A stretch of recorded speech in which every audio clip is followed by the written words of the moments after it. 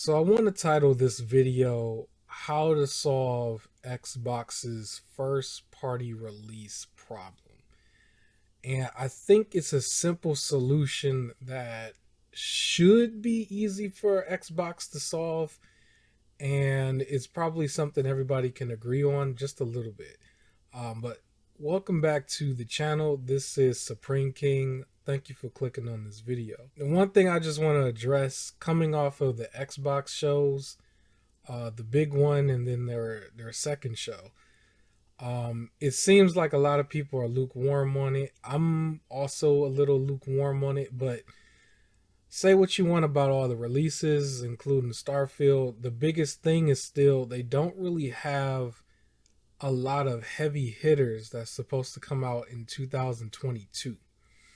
I think that when Redfall and Starfield got delayed, it really exposed Xbox on the first party side.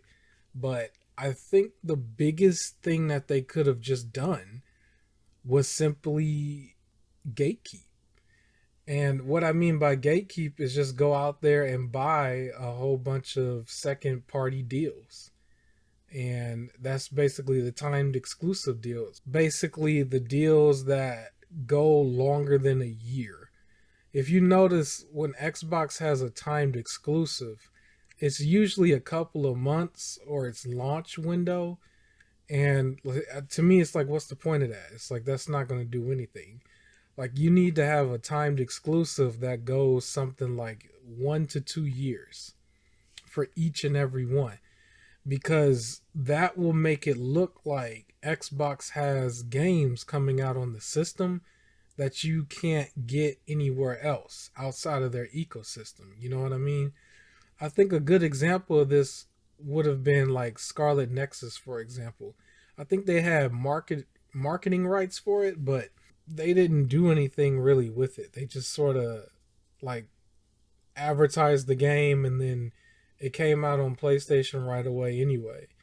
So I think that with Xbox doing longer exclusivity deals, it makes it look like there is a lot on the platform, so that their first party studios don't look like they're lacking. You know, if you look at PlayStation, I think they're sort of in the same boat. Like their first party releases aren't that back to back either. But what PlayStation does so well is they pay for those exclusive deals to fill in those gaps throughout the year. And I feel like Xbox needs to do the same thing, so that people won't think that they don't know how to manage or they don't know how to release games. I think it's a simple solution. I don't know. You guys tell me in the comment section if that's not a simple solution, if you think it's deeper than that. But the biggest thing about that is just forking over the money up front, right? Microsoft has the money basically to pay for anything if they wanted to. That's the way it kind of seems. So they can absolutely gatekeep just to protect their name. It's not about like hindering the player right now. It's more about just protecting their namesake. And we can hear about they got so many things coming down the line, and they do. They really do. A lack of it was at the show, but there was plenty of stuff that was already announced and previews already shown for a lot of games that were supposed to be bigger titles, as well as like leaks on releases like 007, for example. You know, so we know those things are coming. It's just like, what is actually coming right now is what the player base is trying to find out. You know, something like Scorn is just not going to do it overall. You know, that one game, something high, I already forgot the name, but the one with the cartoon gun or whatever, like, or the guns. How do you even say that? I can't even say it. The one with the face on the gun, the Rick and Morty game, basically.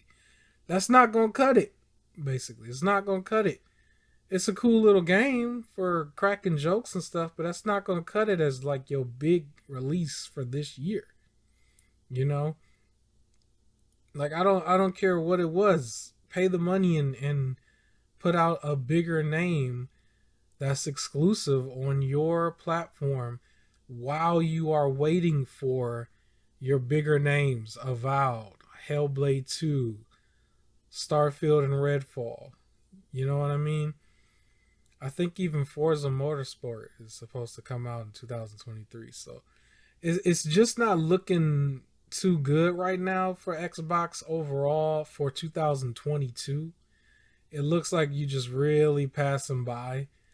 For most of us who've got all the systems, it's not that big of a deal. I don't know how many people are just only on Xbox, but Game Pass has a lot of games in it that will hold you, I guess.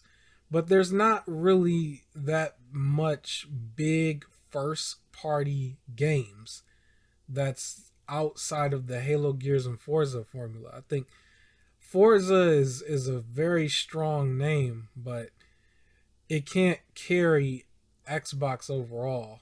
You know what I mean? It can only do so much. They've got to show something else. I really think that overall, to solve their problem, they just need to pay for timed exclusivity deals. I think they can do it. They probably don't want to do it. It's not in their strategy, but I think that fixes the here and now. Real exclusivity deals, not 2 months, 3 months. That's not gonna do it.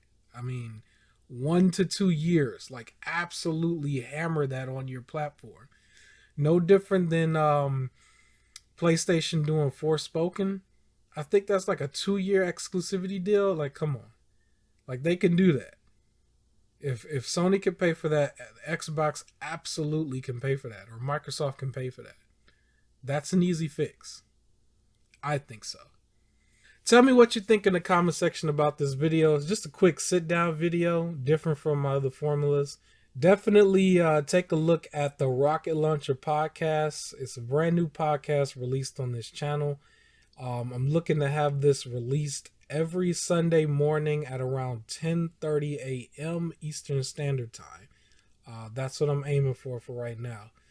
And yes, other than that, thank you for watching, and I'll see you on the next one. Peace.